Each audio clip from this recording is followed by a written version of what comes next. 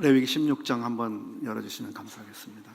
구약성경 레위기 16장, 제 성경으로는 170페이지입니다.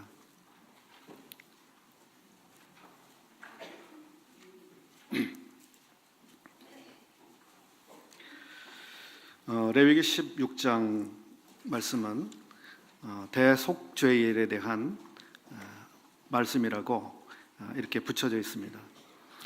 그리고 대속죄일에 대한 레위기의 또 다른 내용은 이제 23장에서 다시 한번 나오고 있습니다. 레위기 23장은 여호와의 일곱 절기를 차례차례 이렇게 말씀해 주고 계시는데, 여호와의 일곱 절기, 이 절기에 대해서 구약 성경은 여호와 앞에 절기를 지킨다, 혹은 여호와의 절기를 삼는다, 혹은 여호와께 절기를 지켜라, 이렇게 표현을 하고 있습니다. 그래서 이 절기는 여호와의 절기이며 여호와 앞에서 지켜야 하는 절기였다고 하는 것을 저희들이 알 수 있습니다. 그 일곱 절기가 어떤 것인지 아시는 분들이 많으시겠죠. 우선 생각나시는 게 아마 유월절 생각나실 것 같습니다. 그 다음에 이어지는 유월절 다음 날부터 이어지는 절기가 이제 무교절 절기, 7일간의 절기가 이어집니다. 그 다음에 또 절기는 초실절의 절기입니다. 첫 열매를 가져가는 절기입니다. 그 다음에 어떤 절기죠? 50일이 되는, 첫 수확일로부터 50일이 되는 오순절이 있습니다. 그 다음에 나팔절이 이제 이어지고요. 그 다음에 속죄일, 즉 대속죄일이 있게 됩니다. 그 다음에 마지막으로 있는 절기가 초막절이라고 하는 절기입니다. 이 명칭들은 조금 다양하게 조금씩 다른 용어로 사용이 되기도 하는데요. 가령 수장절이라는 용어도 있고 77절이라는 말도 있고 여러 가지 비슷한 말들이 사용되고 있습니다만 7가지의 절기가 있었습니다. 이제 23장에서 공부하게 될 때 이 7절기의 위치와 시기, 그리고 성취된 그리스도의 사역과 또 앞으로 전개될 남은 이 하나님의 계획에 대해서 살펴볼 기회가 있을 것입니다. 오늘은 이제 대속죄일에 대한 본문인데요. 이상하게도 7가지 절기가 레위기 23장에 나오고 있는데, 그보다 앞서 이 16장에 갑자기 느닷없이 대속죄일에 대해서 아주 긴 본문이 나오고 있습니다. 그래서 특별하게 속죄일을 하나님께서 취급하고 계시다 하는 것을 우선 생각해 볼 수 있을 것 같습니다. 어떤 성경학자들은 그렇게 이야기합니다. 레위기 16장은 전체 레위기에 있어서 가장 중요한 핵심적인 가운데 있는 그와 같은 내용이다, 본문이다라고 이야기합니다. 또 더 나아가서 어떤 분은 레위기 16장이야말로 모세가 기록한 오경, 모세 오경에 있어서 가장 중요한 중심에 있는 내용이다라고 이야기까지 하는 분이 있습니다. 그래서 오늘 이 16장의 본문은 매우 중요한, 하나님께서 매우 중요하게 생각하시는 그런 본문이 되겠습니다.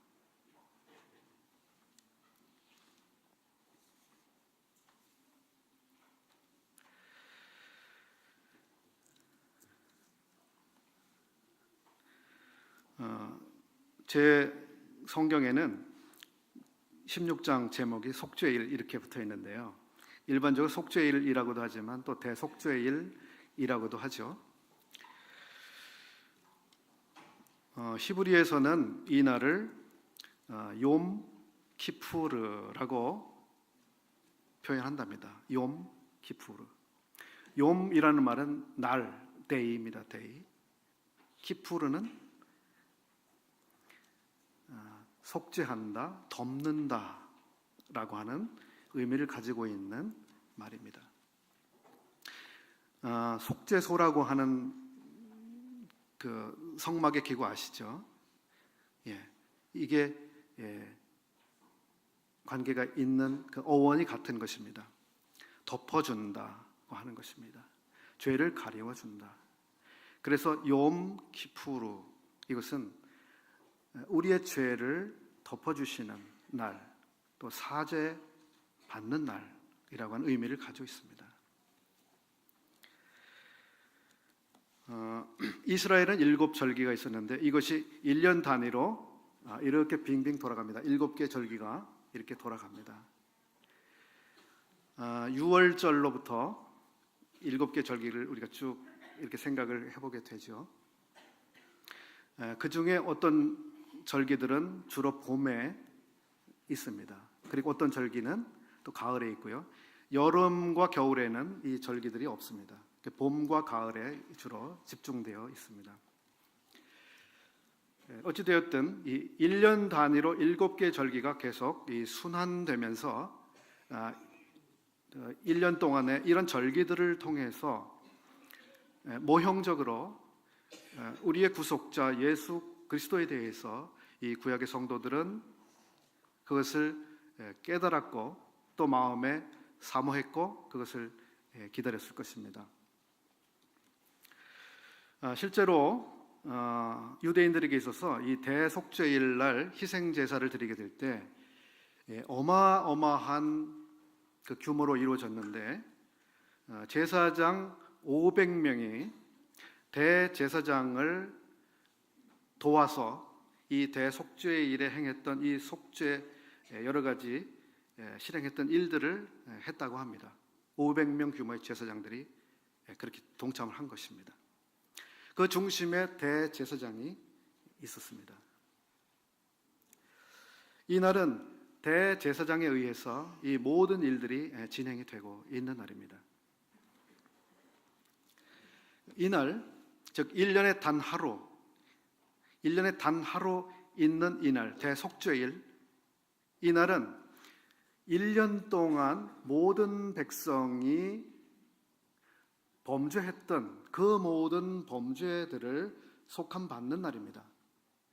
그러니까 얼마나 중요한 날일까요? 만약에 이날 대제사장이 조금이라도 실수를 해서 이 속죄 사역이 무효화되거나 흠이 있는 이와 같은 사역이 된다고 하면 이스라엘은 한 해 동안의 모든 죄를 용서받을 수 있는 그 기회 자체가 심각하게 파괴되고 마는 것이죠. 그러니까 조금의 실수도 없이 모든 긴장 상태에서 이 대속죄 일의 사역을 감당했었습니다.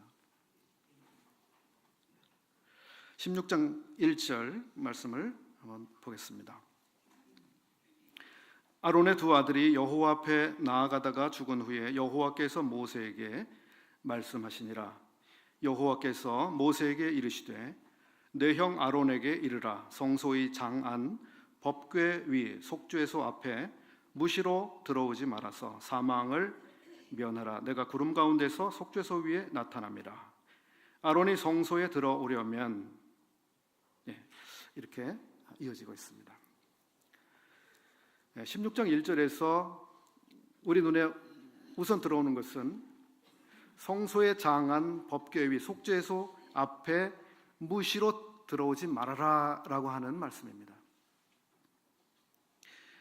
레위기 10장에서 아론의 두 아들들이 여호와께서 명하시지 않은 다른 불을 가지고 들어갔다가 즉사한 사건이 있었습니다.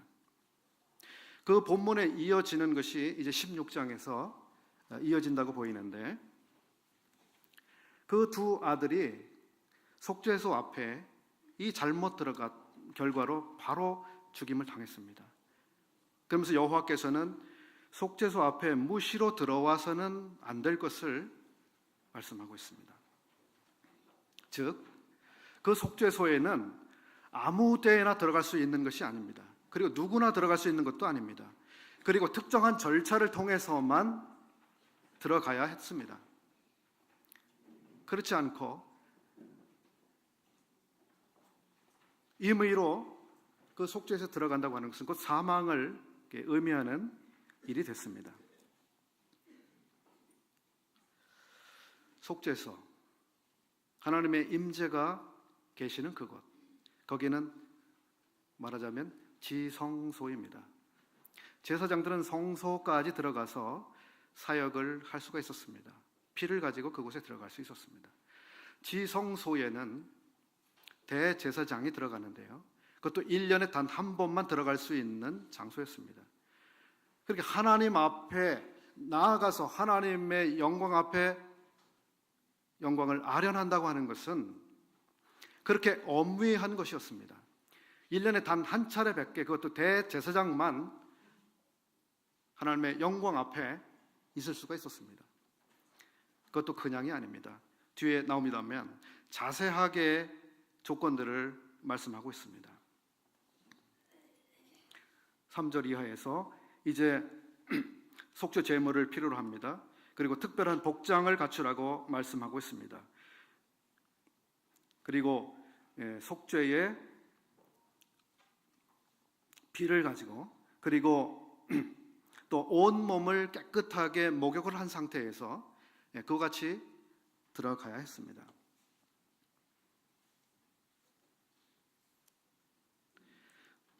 오늘 신약의 성도인 저희들이 생각할 때는 이해하기 어려운 그런 내용입니다. 왜 하나님께서 그렇게 하셨을까? 저희들은 하나님 앞에 언제든지 나아가서 기도를 드립니다. 언제든지 그분 앞에 찬양을 올립니다. 언제든지 그분과 교제를 나눕니다. 언제든지 그분의 음성을 우리가 들을 수 있습니다. 구약이라고 하는 이 조건 하에서 하나님 앞에 나아간다고 하는 것은 매우 특별한, 그 1년에 단 한 차례 그렇게 가능했던 일이었습니다.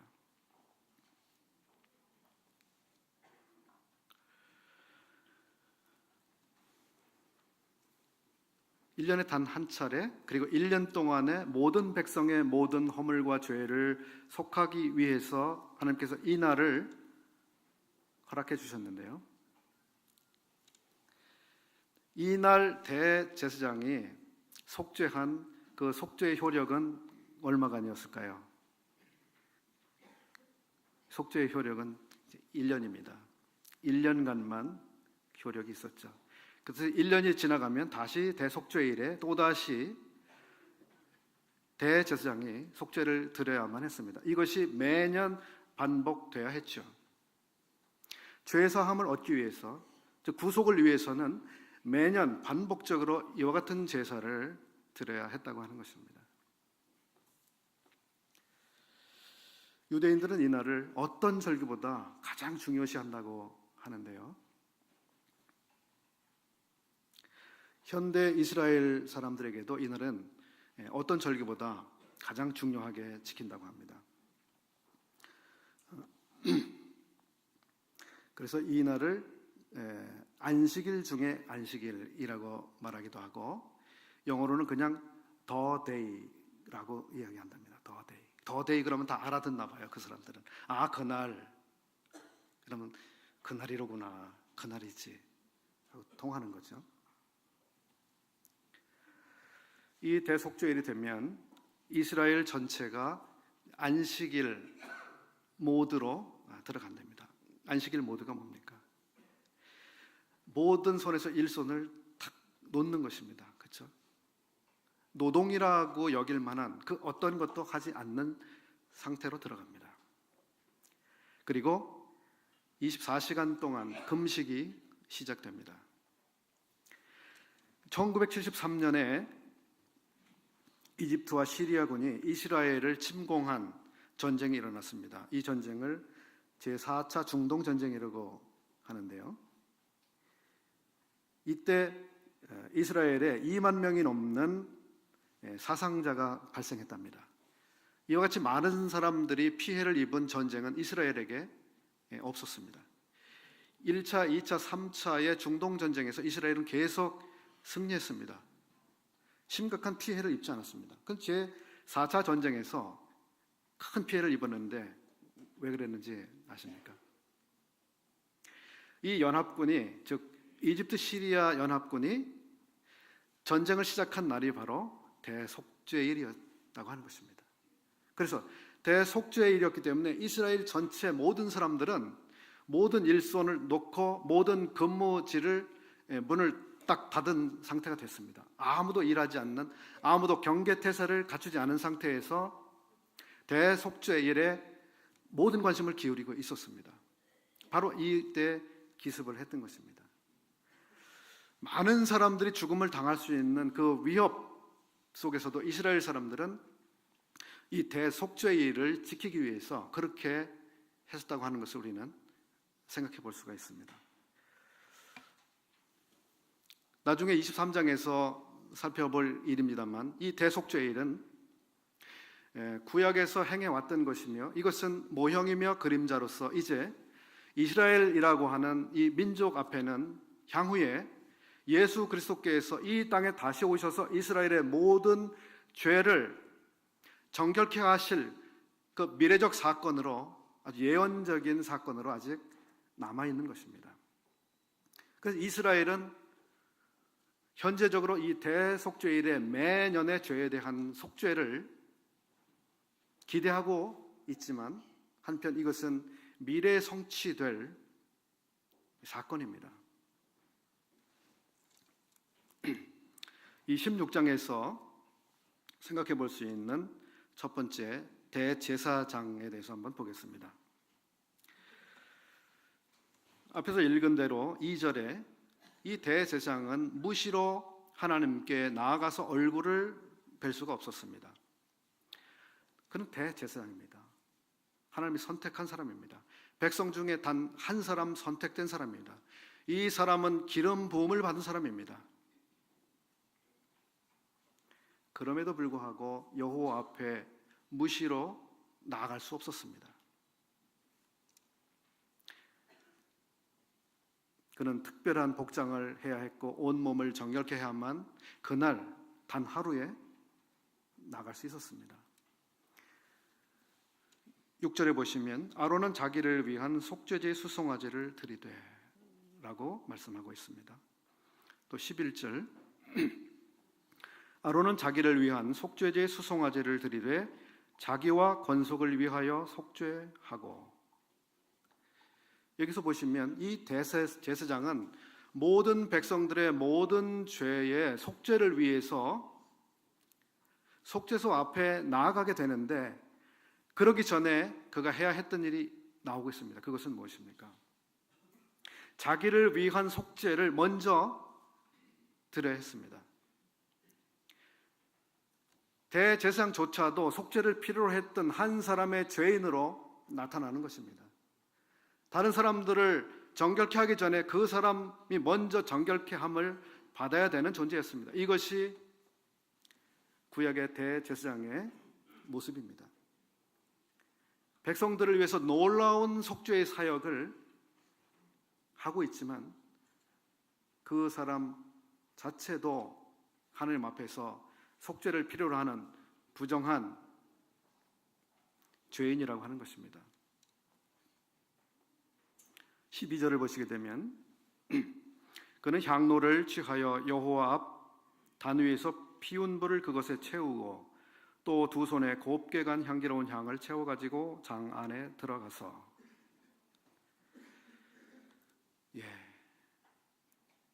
그는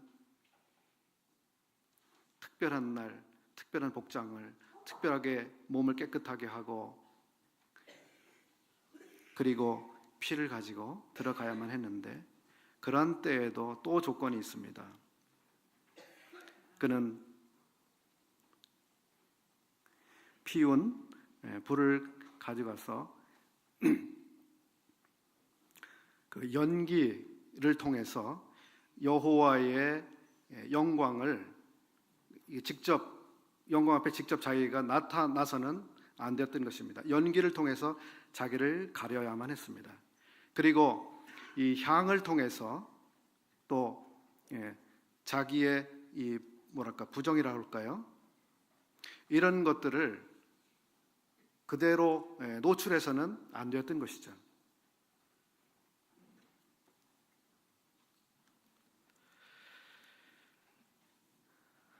히브리서 7장 27절에는 구약의 이와 같은 대제사장과 다른 모습이 나오는데 7장 27절 저가 저 대제사장들이 먼저 자기 죄를 위하고 그 다음에 백성의 죄를 위하여 날마다 제사 드리는 것과 같이 할 필요가 없으니 이는 저가 단번에 자기를 드려 이루셨음이니라. 여기 구약의 대제사장과 신약에 나타난 대제사장, 즉 예수 그리스도가 어떻게 대비되는지 우리는 분명하게 볼 수 있습니다. 예수 그리스도께서는 대제사장으로 오셔서 속죄의 사역을 감당하셨는데 이 대제사장은 자기를 위해서 먼저 속죄 드릴 필요가 없는 대제사장이었다라고 하는 것입니다. 그리고 특별한 날, 특별한 복장, 특별히 자기를 정결케 해야 되고 특별한 향을 가지고 들어가야 되는 이런 필요가 없었던 대제사장이셨습니다. 이것이 얼마나 다른지요.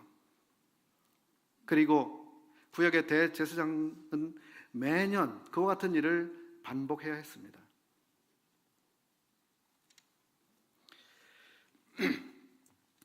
16장에서 우리가 또 주목할 수 있는 것은 대제사장의 모습뿐만 아니라 두 염소의 모습입니다. 5절에 보시면 이스라엘 자손의 회중에게서 속죄 제물을 위하여 수염소 둘과 번제물을 위하여 수양 하나를 취할지니라. 여기 염소 두 마리가 준비되고 선택되고 있습니다.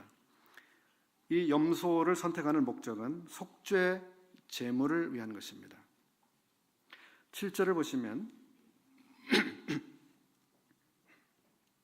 그 두 염소를 취하여 회막문 여호와 앞에 두고 두 염소를 위하여 제비 뽑되 한 제비는 여호와를 위하고 한 제비는 아사셀을 위하여 할지며 아론은 여호와를 위하여 제비 뽑은 염소를 속죄제로 드리고 아사셀을 위하여 제비 뽑은 염소는 산대로 여호와 앞에 두었다가 그곳으로 속죄하고 아사셀을 위하여 광야로 보낼지니라. 20절 보겠습니다. 그 지성소와 회막과 단을 위하여 속죄하기를 마친 후에 산 염소를 드리되, 염소 두 마리가 선택됐는데 한 염소는 속죄를 위해서 죽임을 당했습니다. 이제 살아있는 염소 한 마리가 있습니다. 이 염소는 아사셀을 위한 염소라고 앞에서 일컬어졌던 염소입니다.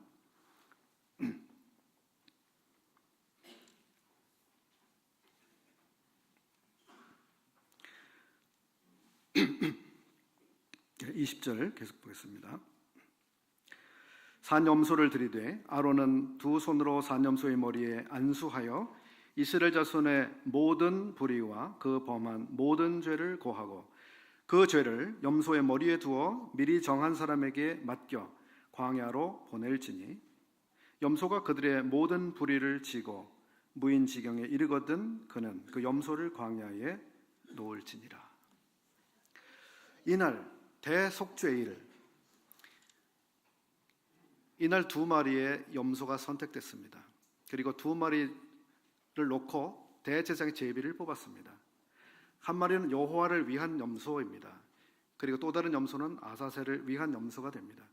여호와를 위한 염소는 이제 속죄 제물로 거기서 죽임을 당하고 거기서 쏟아진 피는 이제 속죄소 앞으로 가지고 가서 7번 뿌리게 됩니다.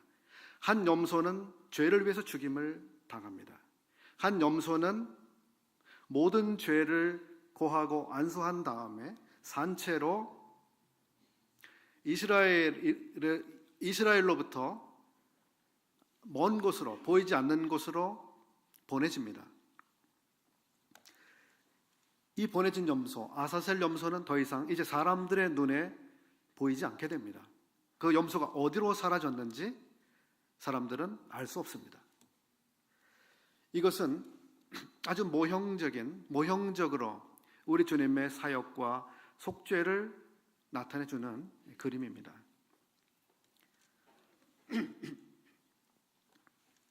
한 염소가 죽임을 당하고 그 죽임당한 염소의 피가 속죄소 앞에 뿌려진 이것에 대해서는 더 말씀드릴 필요가 없을 것 같습니다. 이 두 번째 염소, 아사셀을 위한 염소가 있는데요. 시편 103편에 이런 말씀이 있습니다. 103편 12절부터 14절에 동이서에서 먼 것 같이 우리 죄과를 우리에게서 멀리 옮기셨으며 아비가 자식을 불쌍히 여김같이 여호와께서 자기를 경외하는 자를 불쌍히 여기시나니 이는 저가 우리의 체질을 아시며 우리가 진토임을 기억하심이로다. 이 12절부터 14절에서 세 가지를 생각을 해볼 수 있는데요. 먼저는 여호와께서 우리 인생들을 불쌍히 여기고 계신다고 하는 것입니다. 여호와께서 불쌍히 여기시나니. 그렇습니다. 만약에 여호와께서 우리 인생들을 불쌍히 여기시는 그와 같은 마음이 없다고 한다면, 그리고 공의대로 모든 것을 집행하신다고 한다면 우리가 속죄 받을 수 있는 방법, 그 길은 영원히 없을 것입니다. 그런데 여호와 하나님께서는 불쌍히 여기시는 하나님이시다. 왜 우리를 불쌍히 여기실까요? 그 여호와 하나님께서 우리들을 불쌍히 여기시는 이유는 우리의 체질을 아시기 때문이라고 여기 말씀하고 있습니다. 우리 인생들이 얼마나 무능한지, 얼마나 무지한지, 얼마나 연약한지 이것을 여호와께서는 아시는 것입니다. 어떠한 삶을 살다가 어떻게 생을 마치고 어떠한 비참한 운명에 빠질 존재인지 여호와께서는 우리 인생들을 아시는 것입니다. 정말 불쌍한 거죠. 그래서 그가 하시는 일이 무엇입니까? 우리 죄과를 우리에게서 멀리 옮기셨으며, 이것이 하나님의 자비로부터 하나님이 친히 행하신 일입니다. 우리의 죄과를 멀리 옮기셨으며, 우리가 한 것이 없습니다. 하나님께서 옮기셨습니다. 그런데 12절이 어떻게 시작됩니까? 동이서에서 먼 것 같이 우리 죄과를 옮기셨다고 말씀하고 있습니다. 왜 남에서 북으로, 이런 표현이 아니라 동과 서라고 하는 이 방향을 가지고, 그리고 그 엄청난 거리를 이렇게 말씀하고 계실까요? 이쪽이 동쪽입니까? 이 동쪽으로부터 이 서쪽으로 멀리 옮겨 놓으셨다고 하는 것입니다. 여기서 말하는 동쪽은 바로 성전이 위치한 자리입니다. 즉 속죄의 제물이 드려지는 장소입니다. 서쪽은 무엇입니까? 여기 아사셀 염소가 성전, 즉 속죄를 위해서 생명이 죽는, 바쳐지는 그곳으로부터의 반대 방향이 서쪽입니다. 그래서 아사셀 염소는 서쪽 방향으로 무인지경이 될 때까지 계속해서 걸어간 다음에 완전히 자취를 감추어 버렸습니다. 즉 동쪽, 속죄가 이루어지는, 속죄를 요구하시는 그쪽으로부터 한 마리의 염소는 끝으로 완전히 시야에서 사라져버리는 이와 같은 모습. 우리의 죄과가 이와 같이 완전히 사라져서 더 이상 찾을래야 찾을 수도 없는, 시야에서 완벽하게 사라진 이것을 여기서 말씀해주고 있는 것이죠. 그렇습니다. 우리의 속죄는 정말 놀라운 것입니다. 단 하나의 티끌도 찾을 수 없을 만큼 완벽하게 속죄가 이루어진 것입니다.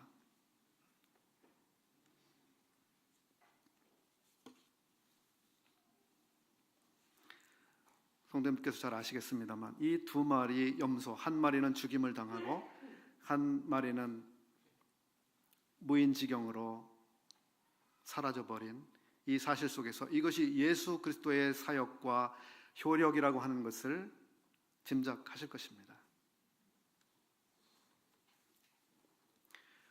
우리 주님께서 속죄의 제물로서 죽임을 당하셨습니다. 그 결과 아사셀 염소가 모든 죄를 가지고 사라진 것처럼 우리의 모든 죄과가 사라져 버렸습니다. 완벽한 속죄가 이루어졌습니다. 16장 본문에서 우리는 이것을 발견하게 되는데요. 16절에 보시면 그 범한 모든 죄라고 말씀하고 있고 17절에 이스라엘 온 회중을 위하여 속죄한다고 말씀하고 있습니다. 21절에 이스라엘 자손의 모든 불의 그리고 그 범한 모든 죄를 말씀하고 있습니다.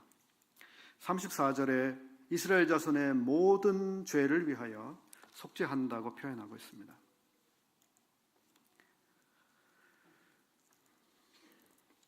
예수 그리스도께서 우리 죄를 위해서 속죄하신 그것은 특정한 사람들을 위한 속죄가 아닙니다. 특정한 사람들의 특별한 죄를 위한 속죄가 아닙니다. 모든 사람들의 모든 죄를 위한 속죄였습니다. 그래서 어떠한 결코 용서받을 수 없다고 스스로 생각하는 그 같은 사람의 죄이건 아니면 작다고 사람들이 생각할 수 있는 그런 죄이건 혹은 드러난 죄이건 감춰진 죄이건 그 모든 죄가 사해졌다고 하는 것이 중요합니다. 히브리서 9장 7절에 있는 말씀을 읽겠습니다. 오직 둘째 장막은 지성소를 말씀하고 있습니다. 첫째 장막은 성소이죠. 둘째 장막은 대제사장이 홀로 1년 1차씩 들어가되 피 없이는 아니하나니 이 피는 자기와 백성의 허물을 위하여 드리는 것이라. 9절 이 장막은 현재까지의 비유니. 또 11절 그리스도께서 장래 좋은 일의 대제사장으로 오사. 12절 염소와 송아지의 피로 아니하고 오직 자기 피로 영원한 속죄를 이루사. 구약의 대제사장들이 1년에 계속해서 반복해서 드린 그와 같은 제사가 더 이상 필요 없어졌다고 하는 것입니다. 영원한 속죄를 이루사. 단번에 성소에 들어가셨느니라. 14절 읽겠습니다. 하물며 영원하신 성령으로 말미암아 흠없는 자기를 하나님께 드린 그리스도의 피가 어찌 너희 양심으로 죽은 행실에서 깨끗하게 하고 살아계신 하나님을 섬기지 못하겠느냐. 그렇습니다. 예수 그리스도께서 우리들을 위해서 속죄하신 그 속죄는 1년간만 효력이 있거나 10년간만 효력이 있거나 50년간 효력이 있는 것이 아니라 영원한 속죄의 효력을 가지고 있고 모든 죄에 미치는 속죄의 효력을 가지고 있으며 완벽한 속죄를 가져오신 사역이기 때문에 너희는 여호와 앞에 무시로 들어오지 말라고 하는 구약의 그 같은 경고로부터 얼만큼 다른 상태에 우리가 있습니까? 살아계신 하나님을 섬기게 못하겠느냐? 우리 하나님 앞에 언제든지 나갈 수 있습니다. 언제든지 하나님의 얼굴을 뵐 수가 있습니다. 언제든지 하나님을 섬길 수가 있습니다. 구약에서는 상상할 수 없는 그 같은 일이 우리에게 임한 것입니다. 우리 주님 자신을 속죄 제물로 드리심으로 이렇게 된 것이죠.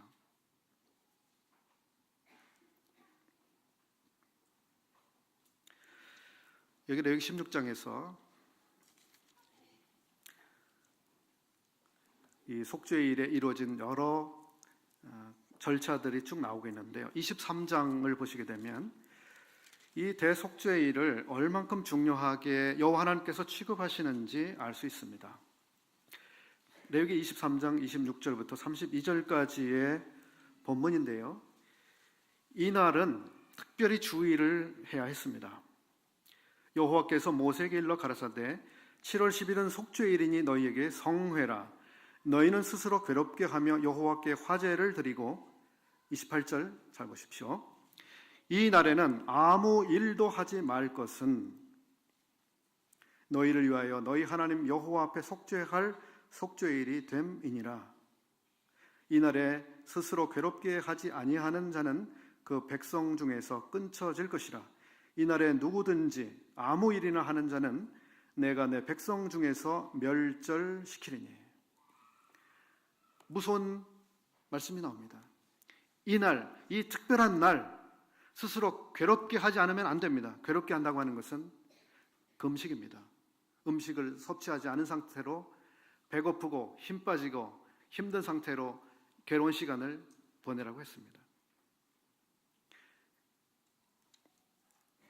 그리고 이 날은 그렇게 안식할 뿐만 아니라 어떤 일도 하지 말라고 하신 것입니다. 이 날 어떠한 일이든지 하는 그 사람은 끊쳐질 것이라고 말씀하고 있고, 다시 한번 내가 멸절시키겠다고 말씀하시는 것입니다. 23장에 7절기가 나오는데요. 7절기 중에 이와 같이 말씀하신 절기가 없습니다. 오직 이 절기, 대속죄일의 경우만 여호와께서 이렇게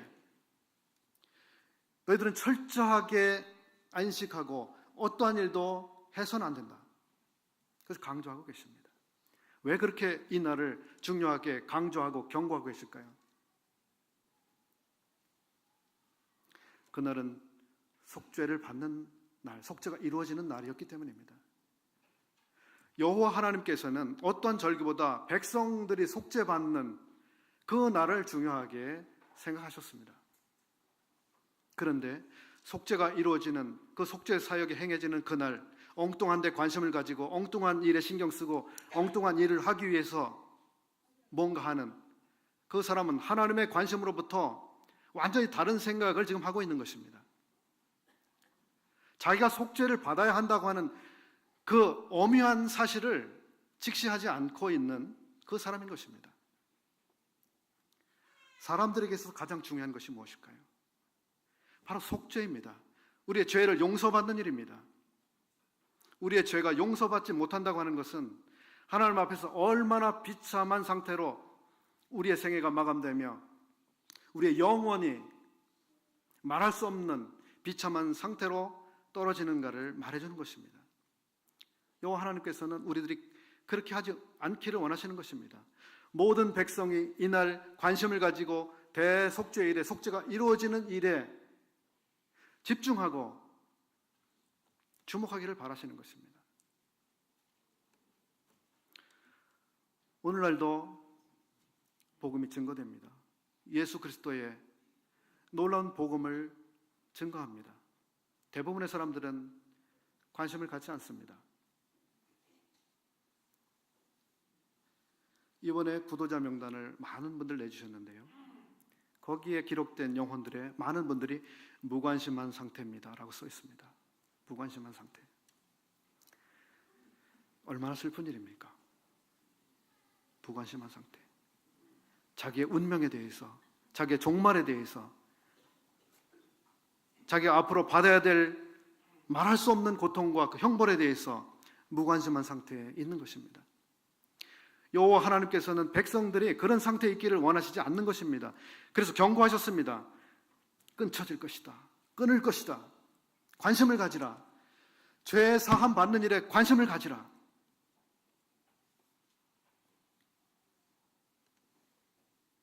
여기 계신 모든 분들은 이 하나님이 인생에 베푸시는 용서, 속죄를 다 받으셨습니까? 용서를 받으셨습니까? 아직 하나님의 용서를 경험하지 못하신 분이 계시면 정말 지대한 관심을 가져야 합니다. 하나님이 그렇게 최대한의 관심을 기울이고 계시는 이 사안에 대해서 우리가 무관심하다고 하는 것은 하나님의 심판을 피할 수가 없는 것입니다.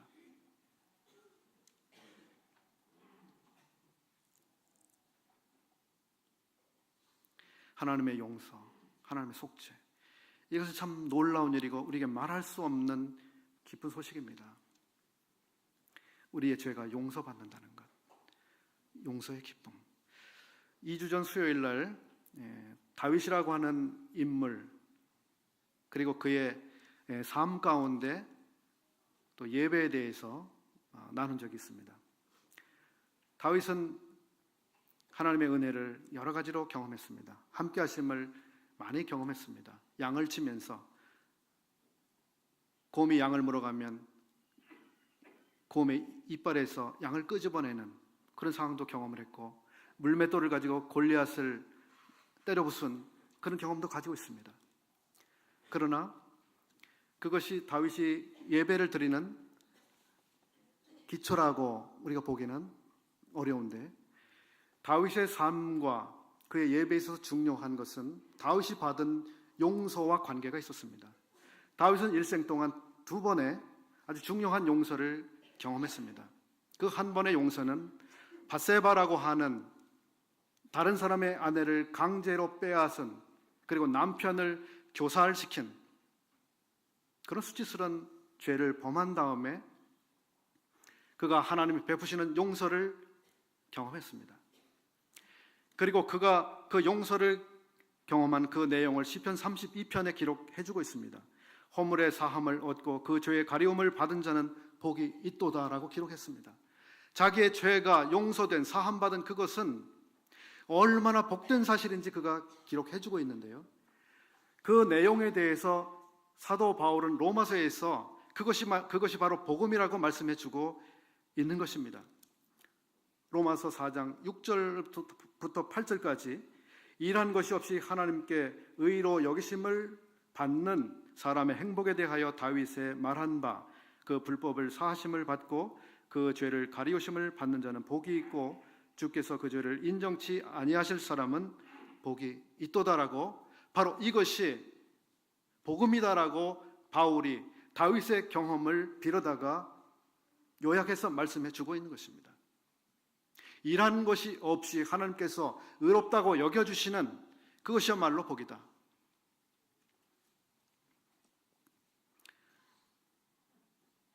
다윗은 자신의 죄가 용서된, 하나님께서 자신의 죄를 용서하신 그 놀라운 사실을 말할 수 없는 복으로 받아들였습니다. 그리고 이것이야말로 복음이 됐습니다. 다윗의 2번째 하나님의 용서를 받은 사건은 그가 교만해져서 백성들의 숫자를 계수한 사건이었습니다. 하나님은 분노하셨습니다. 많은 사람들이 이 죄 때문에 죽어갔습니다. 이때 다윗은 하나님 앞에 자기의 죄를 자복했습니다. 회개했습니다. 그리고 다시 한번 그는 하나님의 놀라운 용서를 경험했습니다. 이때 다윗은 하나님께 단을 쌓기 위해서 아라우나 혹은 오르난의 타작 마당을 돈을 주고 사서 거기에서 단을 쌓고 번제를 드리게 됐습니다. 그 아라우나의 타작 마당이 어떤 마당이냐 하면, 아브라함이 자기의 아들 이삭을 번제로 드렸던 바로 모리아산, 그 장소였다고 하는 것입니다. 모리아산에서 하나님께서 준비하신, 여호와 이레 하나님께서 준비하신 양이 제물로 바쳐진 일이 있었습니다. 오르난의 타작 마당은 나중에 다윗의 성전이 세워진, 솔로몬 성전이 세워진 장소가 됐습니다. 그리고 더 후일에 바로 그 장소는 우리 주님께서 죽음을 당하신 갈보리 언덕, 갈보리 산이 위치한 바로 그 산이었다고 하는 것입니다. 다윗이 용서를 경험한, 그리고 용서를 경험한 사람이 여호와께 번제를 드린 그곳, 그것이 성전의 기초가 됐고 우리 주님이 속죄를 이루신 그 놀라운 장소가 됐습니다. 놀라운 그림이 아니겠습니까? 우리가 용서를 받는다는 것, 하나님의 속죄가 이루어진 완전한 용서를 받았다는 것, 이것이 우리가 우리 주님을 예배하는, 하나님께 나아가는 기초이며 문입니다. 우리가 예배를 드리러 나아갈 때 우리는 그 문을 통해서, 속죄의 문, 우리 주님이 속죄를 통해서 열어놓으신 그 문을 통해서 우리가 하나님 앞에 찬양을 가지고 감사를 가지고 예배를 드리기 위해서 나아갑니다. 이 속죄의 기초가 없으면 우리는 여호와 하나님, 우리 하나님 앞에 결코 예배를 드리러 나아갈 수가 없습니다. 우리 주님의 속죄 얼마나 놀라운 것입니까? 우리는 무시로 하나님 앞에 나아갈 수 없는 자들이 아니라 수시로 원하면 언제든지 때를 따라 돕는 은혜 앞에 언제든지 나아갈 수 있는 그 은혜를 입었습니다. 우리 주님의 공로입니다. 이 놀라운 은혜를 여러분 다 받으셨습니까? 여러분의 용서가 완벽하게 이루어졌습니까? 완벽한 속죄를 경험해야 합니다. 우리의 죄가 남아있으면 안 됩니다. 내 죄가 조금이라도 남아있다고 생각되는 분이 계시면 그런 분은 복음을 새롭게 다시 한번 들어보시기 바랍니다. 잠시 뒤에 우리는 주님을 예배하는 시간을 갖겠습니다. 우리 주님께서 우리들을 위해서 희생하신 놀라운 공로를 힘입어서 그 문으로 주님이 계시는 임재 앞에 저희들이 나가겠습니다. 기도하겠습니다. 고마우신 아버지 하나님, 저희들을 위해서 그 놀라우신 자신의 몸을 희생하시고 참 저희들을 불쌍히 여기신, 그리고 우리의 죄과를 동해의 소에서 먼 것처럼 그렇게 옮겨주신 이 놀라우신 은혜와 자비와 또 주님의 놀라운 속죄를 인해서 감사를 올립니다. 주님을 찬양합니다. 아버지 하나님, 저희들이 주 앞에 나갈 때마다 주님의 놀라우신 공로를 힘입어 나가게 됨을 인해서 찬양을 드립니다. 아버지 하나님, 우리의 모든 마음, 모든 생각, 모든 입술, 모든 것으로부터 감사와 영광을 받으시기를 원합니다. 저에게 임한 이 놀라운 복이 계속해서 아직 주님을 알지도 못하고 믿지도 않는 분들에게 임하게 하사 놀라운 은혜를 함께 누리도록 은혜해 주시기를 기도합니다. 이 시간 말씀을 저희들에게 주신 것을 감사드리며 우리의 구주 예수 그리스도의 이름으로 기도합니다. 아멘. 고맙습니다.